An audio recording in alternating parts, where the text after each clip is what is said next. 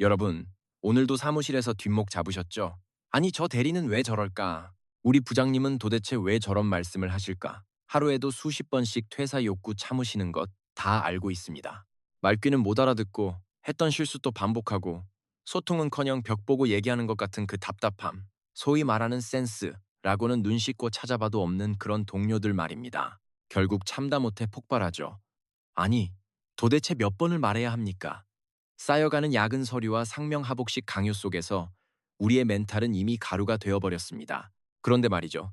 이 아수라장 속에서도 눈썹 하나 까딱 안 하고 상황을 평정하는 사람들이 있습니다. 화 한 번 안 내고도 상대방을 내 편으로 만드는 진짜 능력자들 말입니다.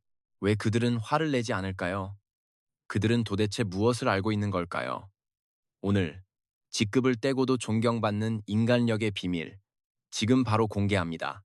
뇌과학, 심리학, 그리고 행동경제학이 집대성된 당신의 인간력을 퀀텀 점프시킬 5가지 대응 전략. 지금 바로 공개합니다. 반갑습니다. 멘토 김민수입니다. 장담컨대 이 영상을 끝까지 보신다면 내일부터 그 답답했던 동료가 전혀 다르게 보일 겁니다. 당신의 그릇을 키우는 법, 이제 시작하죠. 여기 우리 주변 어디에나 있을 법한 44살 영업과장 김정호 씨가 있습니다. 대한민국 직장인의 숙명, 위아래로 치이는 낀 세대 리더의 전형이죠. 고 대리 입사 5년 차에 아직도 이런 기본을 김 과장의 시선 끝엔 어수룩한 표정으로 모니터만 보고 있는 고 대리가 있습니다. 결국 터질 게 터졌습니다. 아니 김 과장님, 납품서 숫자가 이게 뭡니까? 수학이 넘어 클라이언트의 고함에 김 과장은 오늘도 고 대리 대신 고개를 숙입니다. 고 대리님 아니, 내가 분명히 지난주 회의 때 수량 더블 체크하라고 몇 번을 강조했습니까?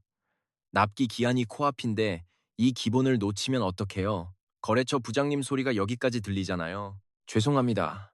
다음부터는 정말 주의하겠습니다. 죄송합니다. 야, 고대리, 너 지금 그게 사과하는 태도야?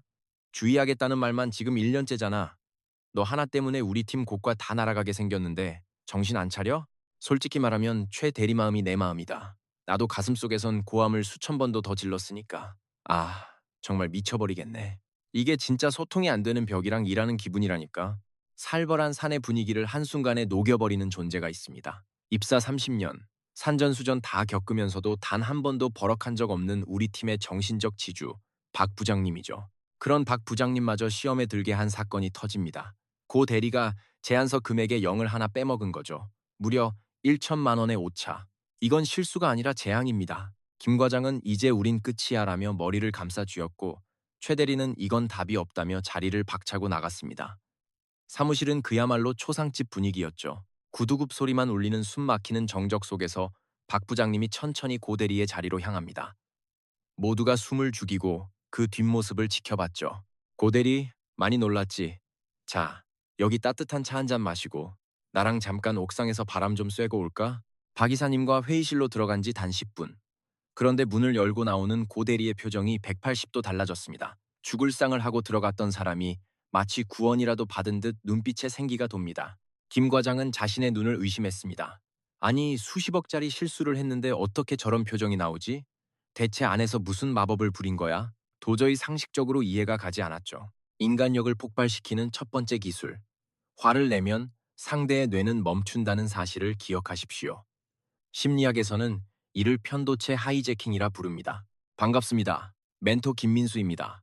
여러분, 우리 뇌의 구조를 알면 왜 박 이사님이 화를 내지 않았는지 답이 나옵니다. 여기 공포를 담당하는 편도체와 이성을 담당하는 전두엽을 보시죠. 상사가 소리를 지르거나 강하게 압박하면 우리 뇌의 비상벨인 편도체가 붉게 타오르기 시작합니다. 이때 전두엽으로 가는 모든 에너지가 차단되죠. 즉 상대는 바보가 되어버리는 겁니다. 우리 뇌의 메인 컨트롤 타워, 바로 이 전두엽입니다. 기획안의 허점을 찾아내고 복잡한 수치를 분석하는 냉철한 이성이 이곳에서 푸른 빛을 내며 작동하죠. 하지만 상사가 책상을 쾅 치며 이게 최선이야? 라고 소리를 지르는 순간 우리 뇌는 비상사태를 선포합니다. 편도체가 강렬한 경고음을 울리는 거죠. 이게 바로 편도체 하이제킹입니다.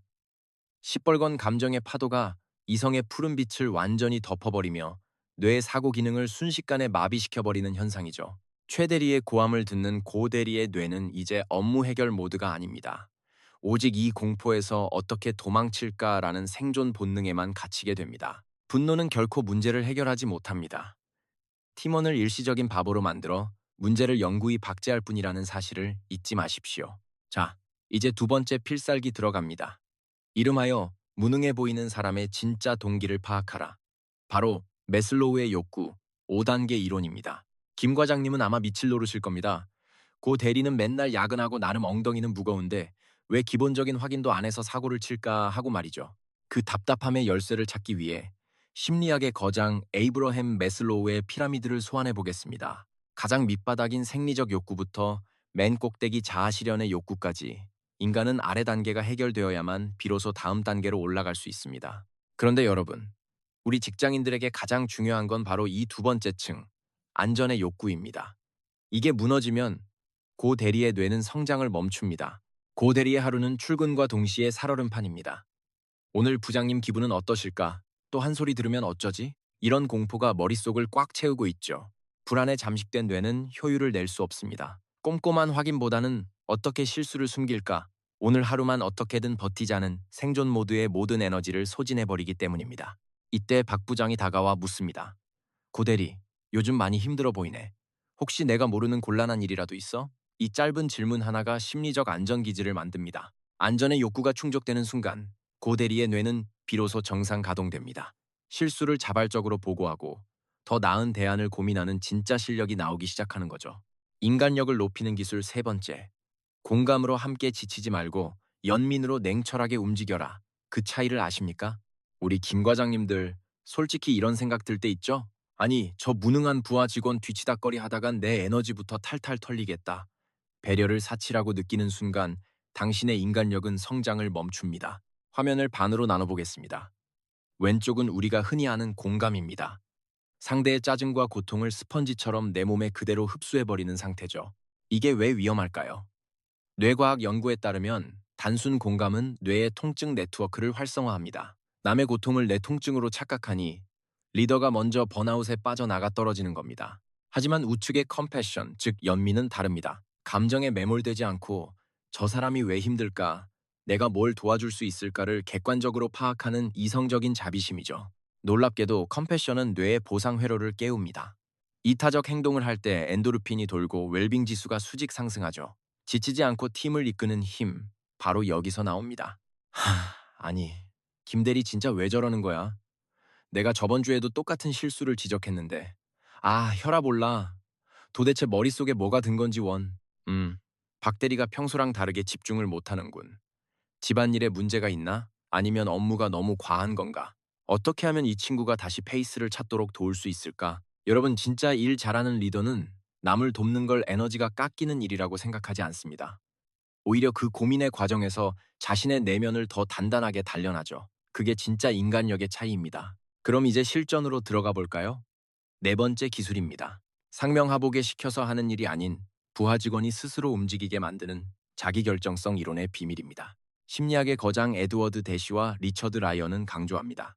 인센티브나 질책 같은 외재적 동기는 한계가 명확하지만 스스로의 가치를 깨린 내재적 동기는 사람을 폭발적으로 변화시킨다고 말이죠. 부장님 눈치 보느라 억지로 모니터 앞에 앉아 계신가요? 혼나기 싫어서 혹은 그저 칭찬 한마디 들으려고 꾸역꾸역 일하는 외재적 동기는 상사가 자리만 비우면 바로 멈춰버립니다. 영혼 없는 기계처럼요. 반면 내재적 동기는 다릅니다. 이 일이 왜 중요한지, 내 삶에 어떤 의미가 있는지 스스로 깨달은 사람은 누가 보지 않아도 멈추지 않습니다. 외부의 압박이 아니라 내 안의 엔진으로 움직이기 때문이죠. 전통적인 한국식 기업 문화, 즉 안 하면 죽는다식의 압박은 결국 직원을 수동적인 부속품으로 만듭니다. 시키는 것만 겨우 해내고 성장은 멈춰버린 창의성 없는 수동적 존재로 전락시키는 겁니다. 박 부장님은 이렇게 말합니다. 고대리, 이 부분 꼼꼼히 체크해줘서 정말 든든해. 고대리가 확인해준 덕분에 우리 고객이 진심으로 안심할 수 있거든. 이 한마디가 마법을 부립니다. 단순한 업무 지시가 아닙니다. 당신의 수고가 타인에게 어떤 가치가 되는지 알려줌으로써 존재 의미를 부여하는 것이죠. 이것이 바로 사람을 움직이게 하는 진정한 인간력의 핵심입니다.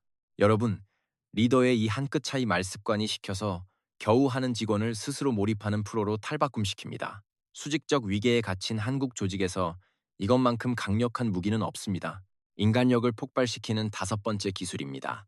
내가 무능해 보이면 어떡하지? 라는 구성원의 불안감을 제로로 만드십시오. 즉, 심리적 안정감을 구축하는 것입니다. 이건 제 개인적인 의견이 아닙니다. 하버드 경영대학원의 에이미 에드먼드슨 교수와 구글이 2년간 수행한 대규모 연구, 아리스토텔레스 프로젝트가 증명한 사실입니다. 수많은 데이터를 분석한 결과 전 세계에서 최고의 성과를 내는 팀들이 가진 유일한 공통점은 뛰어난 스펙도, 화려한 복지도 아닌 바로 심리적 안정감이었습니다. 내가 무지하거나 무능해 보일까봐 혹은 방해꾼으로 찍힐까봐 눈치 보지 않는 상태. 어떤 질문이나 실수도 솔직하게 말할 수 있는 그 안전함이 조직의 포텐셜을 터뜨립니다. 또 깨지겠지. 이번에도 불호령이 떨어지면 어쩌나.